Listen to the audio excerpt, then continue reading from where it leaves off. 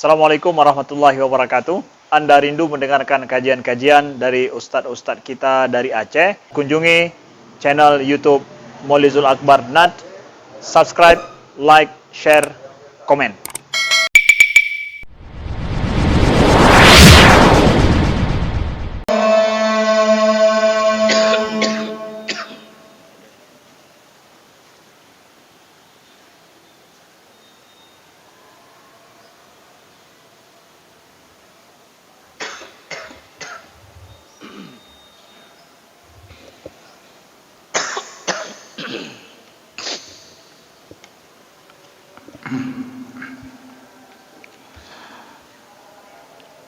الحمد لله رب العالمين حمدا كثيرا طيبا مباركا فيه أشهد أن لا إله إلا الله وحده لا شريك له وأشهد أن محمدا عبده ورسوله الكريم اللهم صل وسلم على نبينا وسيدنا المصطفى محمد وعلى آله وأصحابه أجمعين أما بعد فيا عباد الله أوصيكم وإياي بتقوى الله فقد فاز المتقون أعوذ بالله من الشيطان الرجيم بسم الله الرحمن الرحيم ويؤثرون على أنفسهم ولو كان بهم خصاصة ومن يوق شح نفسه فأولئك هم المفلحون صدق الله العظيم.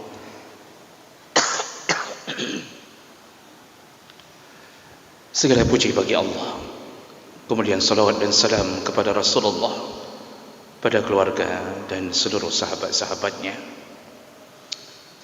Sidang jemaah Jumat yang Allah muliakan insyaAllah, dalam hadis-hadis Nabi sallallahu alaihi wasallam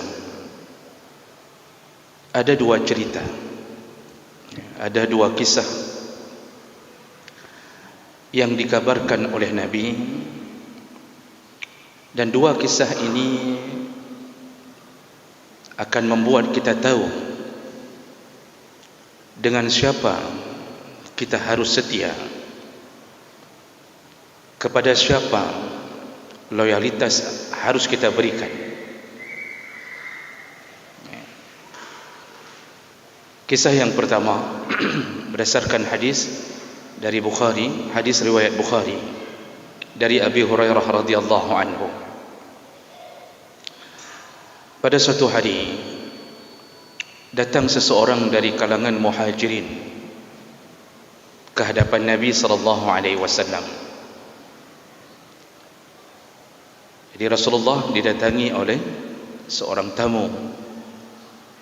Lalu kemudian sebagaimana layaknya anjuran Nabi, maka Nabi ingin memuliakan tamunya. Nabi SAW memanggil dan bertanya kepada istri-istrinya, siapa di antara kalian yang masih menyimpan makanan untuk tamu kita? Karena di antara adab memuliakan tamu adalah menjamunya, memberikan makan. Maka Rasulullah bertanya kepada istrinya, siapa di antara kalian yang masih menyimpan makanan? Ternyata istri-istrinya menjawab, tidak ada ya Rasulullah. Semua menjawab, tidak ada makanan yang tersisa ya Rasulullah. Lalu kemudian Rasulullah mengumumkannya kepada para sahabat, wahai sahabat, siapa di antara kalian yang mau menjamu tamu Rasulullah sallallahu alaihi wasallam? Lalu salah seorang Ansar, yaitu Abu Talhah, segera merebut kesempatan besar, yaitu memuliakan tamu Rasulullah sallallahu alaihi wasallam.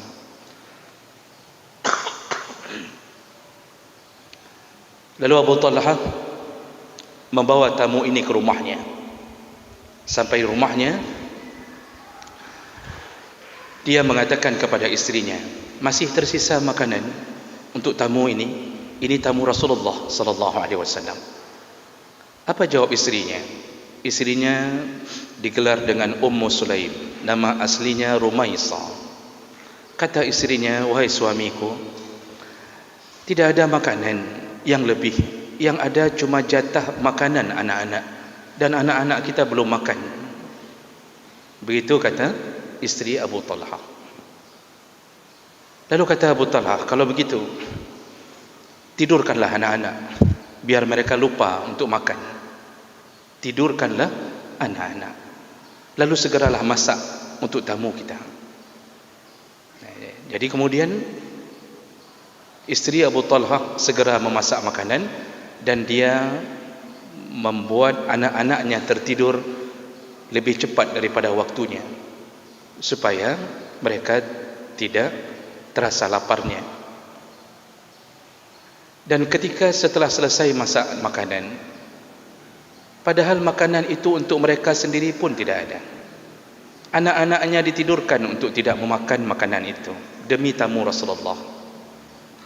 Dan untuk membuat tamu itu tidak segan makan, Abu Talha dan istrinya ketika menghidangkan makanan itu kepada tamunya, mereka berpura-pura menjatuhkan lilin atau alat penerang.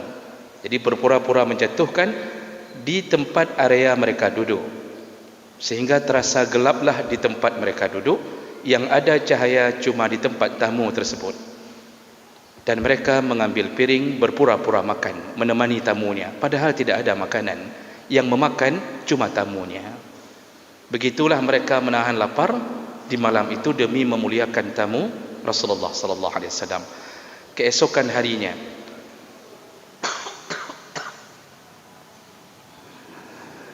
Rasulullah sallallahu alaihi wasallam menemui mereka. Lalu Rasulullah mengatakan, dahikallahu laylah aw ajiba min fi'alikuma. Kata Rasulullah, wahai Abu Talha, wahai Ummu Sulaim, sungguh tadi malam Allah tertawa gembira, Allah begitu bahagia, dan Allah takjub sekali dengan perbuatan kalian. Allah takjub sekali dengan perbuatan kalian, kata Rasulullah. Lalu fa anzalallahu ta'ala, tidak lama kemudian turunlah ayat, yaitu surat Al-Hasyr ayat 9, wa yusiruna ala anfusihim walau kana bihim khassasah wa man yuqa syuha nafsihi fa ulaika humul muflihun. Apa yang Allah katakan? Allah puji pasangan suami isteri dengan mengatakan, sungguh mereka telah menahan diri mereka sendiri demi memuliakan tamu-tamunya. Wa man yuqa syuha nafsihi, barang siapa yang dipelihara dari kekikiran, siapa yang dipelihara dari sifat kikir, maka dia telah akan menjadi orang yang beruntung di akhirat nanti. Ini pujian Allah kepada orang yang memuliakan tamunya. Ini kisah yang pertama, jemaah melakukan Allah. Artinya, datang seorang mukmin ke rumah kita, maka kita disuruh habis-habisan melayaninya karena dia mukmin. Sekarang kita lihat kisah kedua dalam hadis riwayat Tabrani, juga berkenaan dengan surat, berkenaan dengan sebab atau asbabun nuzul turunnya surat Luqman ayat 15. Kejadian ini terjadi pada Sa'ad bin Malik. Sa'ad bin Malik yang menceritakan kenapa Luqman 15 diturunkan Allah, dan itu terjadi pada dirinya. Jadi Sa'ad bin Malik ketika mendapatkan dakwah dari Rasulullah sallallahu alaihi wasallam, dia kemudian menyatakan keislamannya, dia masuk Islam. Dan ketika ibunya mengetahui bahawa Sa'ad bin Malik telah masuk Islam, ibunya mengatakan, nak, kenapa engkau mengikuti agama Muhammad? Keluarlah, jangan ikut lagi agama itu, tetaplah engkau berada di agama nenek moyang kita. Sa'ad bin Malik menjawab, tidak wahai ibu, aku tidak akan keluar dari agama ini. Si ibu mengatakan, nak, kalau begitu pendirianmu, maka mulai hari ini ibu tidak akan makan, tidak akan minum sampai meninggal dunia. Silahkan pilih, pilih Muhammad atau pilih ibumu. Begitu bunyi hadis yang disebutkan oleh Nabi sallallahu alaihi wasallam. Sa'ad bin Malik kebingungan. Kalau dia pilih agama Nabi, dia pilih agama yang dibawa oleh Nabi, maka dia akan mendapatkan ibunya tersiksa, tidak makan, tidak minum. Kalau dia pilih ibunya, maka dia terpaksa keluar dari Islam. Lalu dia menemui Nabi SAW, dan Nabi pun diam atas urusan ini sampai turunnya surat Luqman ayat 15. Apa yang Allah katakan? Wa in jahadaka ala an tusyrika bi ma laysa laka bihi ilmun fala tuti'huma wa sahibahuma fid dunya ma'rufa. Kalau kedua orang tuamu berusaha untuk mensyirikkan engkau kembali, kalau kedua orang tuamu berusaha untuk mensyirikkan engkau kembali mengikuti agama dia atau agama orang tuamu, fala tuti'huma, jangan engkau sekali-sekali taat kepada mereka. Kata Allah, wasahibuhuma fid dunya ma'rufa, tapi selama di dunia berbuat baiklah kepada mereka. Begitu kata Allah, menjawab kebingungan Sa'ad bin Malik dan sekaligus menjawab permasalahan ini. Dan akhirnya ketika sudah mendapatkan keterangan dari Allah, Sa'ad bin Malik menemui ibunya. Wahai ibu, aku telah memutuskan, kalau engkau punya 100 nyawa, lalu dengan engkau mogok makan ini, keluar nyawamu satu, lalu dikembalikan Allah nyawa kedua, lalu engkau mogok makan lagi, 100 nyawa keluar dari tubuhmu, sungguh aku tidak akan keluar dari agama Allah Subhanahu wa ta'ala. Silahkan pilih wahai ibu, engkau lanjutkan untuk tidak makan, tidak minum, silahkan. Yang aku tidak akan keluar dari agama Allah Subhanahu wa ta'ala. Begitu kata Sa'ad bin Malik kepada ibunya. Akhirnya ibunya menyerah dan terpaksa makan dan minum. Hadis riwayat Tabrani dengan derajat yang hasan. Jemaah mulakan Allah, kita telah dengarkan dua kisah dalam hadis yang sahih, hadis yang hujjahnya kuat. Yang pertama, memuliakan mukmin dengan menghabiskan harta sampai diri sendiri pun sampai tidak makan demi memuliakan tamu, karena dia seorang mukmin. Kisah kedua, ternyata seorang ibu yang melahirkan kita, seorang ibu yang meneteskan air mata untuk memelihara kita, ketika dia mengajak kepada kesyirikan, walaupun ibu, kalau dia bukan seorang mukmin, tetap tidak boleh dilayani, tetap tidak boleh ditaati, tetap tidak boleh dimuliakan. Kalau begitu, apa yang bisa kita ambil kesimpulan? Ternyata iman adalah perekat di antara kita, bukan nasab. Iman adalah yang menyatukan kita di surga, bukan karena hubungan darah.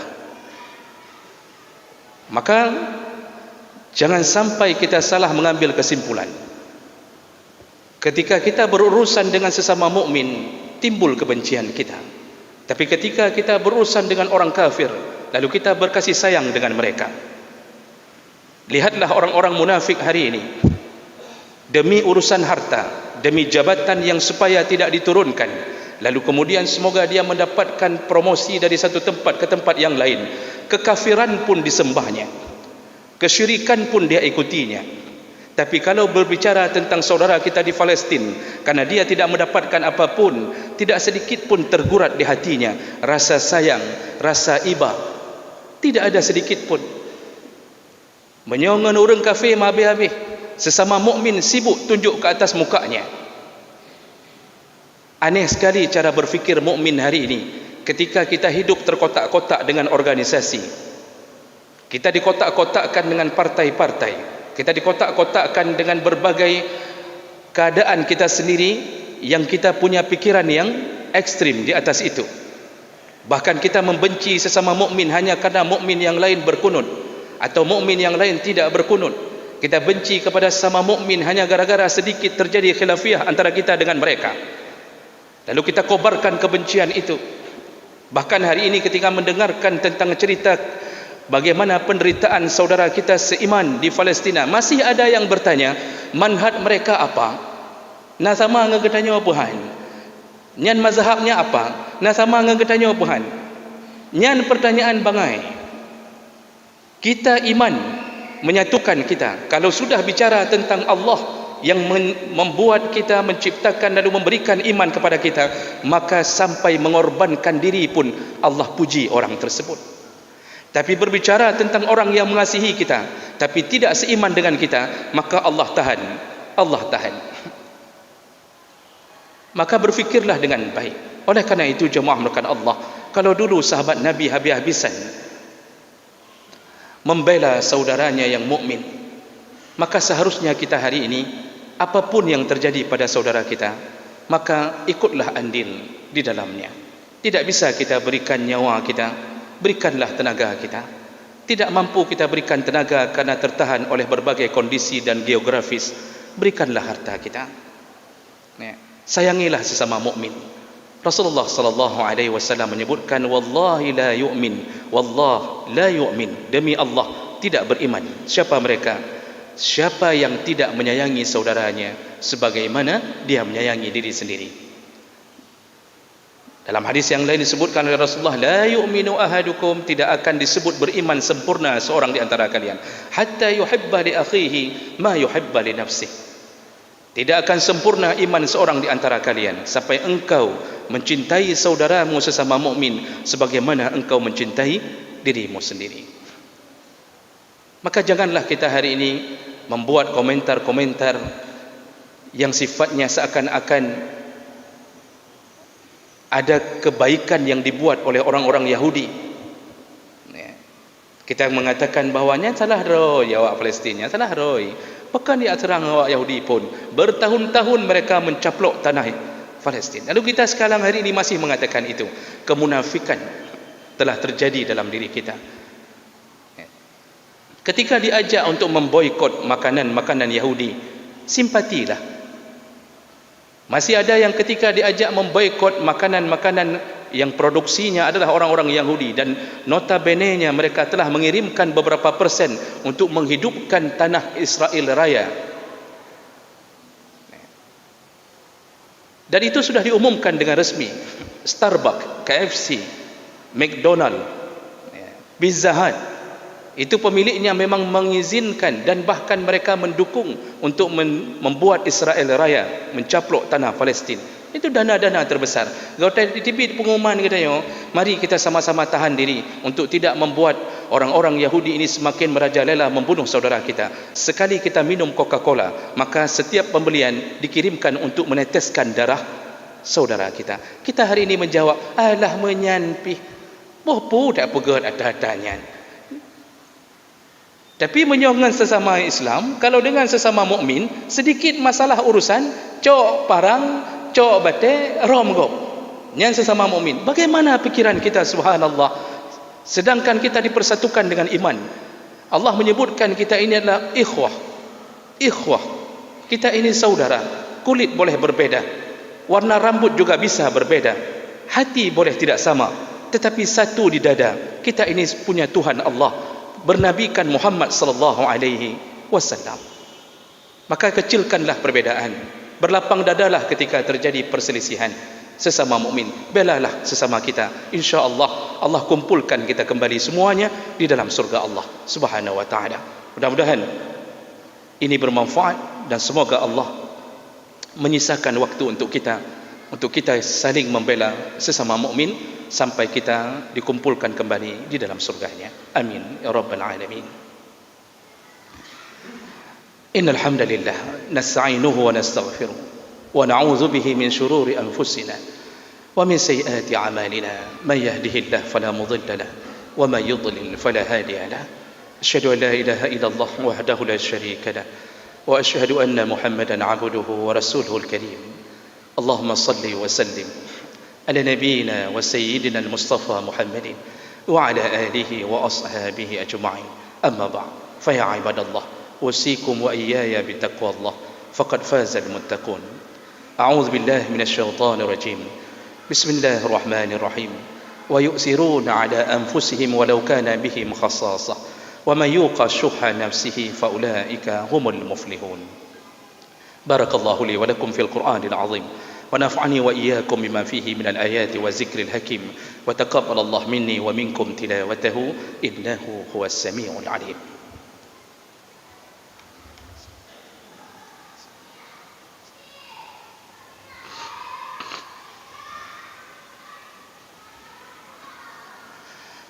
Alhamdulillah Rabbil Alamin. Alhamdulillah Rabbil Alamin. Wabihi nasta'in ala umuri dunya wa din. Asyhadu an la ilaha illallah wahdahu la syarika lah. Wa asyhadu anna Muhammadan abduhu wa rasuluhu al-karim. Allahumma salli wa sallim ala nabiyyina al-Mustafa Muhammadin wa ala alihi wa ashabihi ajma'in. Amma ba'd. Fa ya ibadallah ittaqullaha haqqa tuqatih wa la tamutunna illa wa antum muslimun. A'udzu billahi minasy syaithanir rajim. Bismillahirrahmanirrahim. إن الله وملائكته يصلون على النبي يا أيها الذين آمنوا صلوا عليه وسلموا تسليما اللهم اغفر للمسلمين والمسلمات والمؤمنين والمؤمنات الأحياء منهم والأموات وتابع بيننا وبينهم بالخيرات وتقبل يا سميع قريب مجيب دعوات اللهم أعنا على ذكرك وشكرك وحسن عبادتك ربنا آتنا في الدنيا حسنة وفي الآخرة حسنة وقنا عذاب النار والحمد لله رب العالمين ولذكر الله أكبر والله يعلم ما تصنعون.